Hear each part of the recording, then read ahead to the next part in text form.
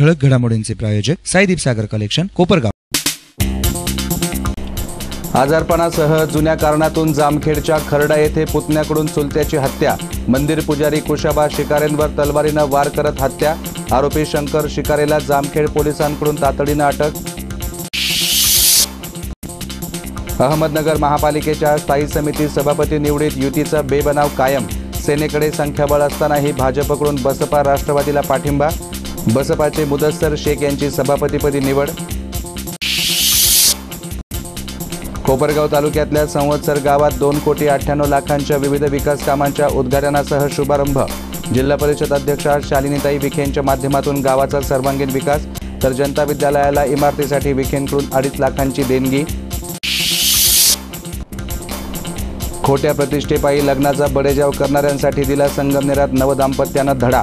UPSC झालेल्या केंद्रीय प्रशिक्षणार्थी अधिकाऱ्यांना केला साध्या पद्धतीनं विवाह।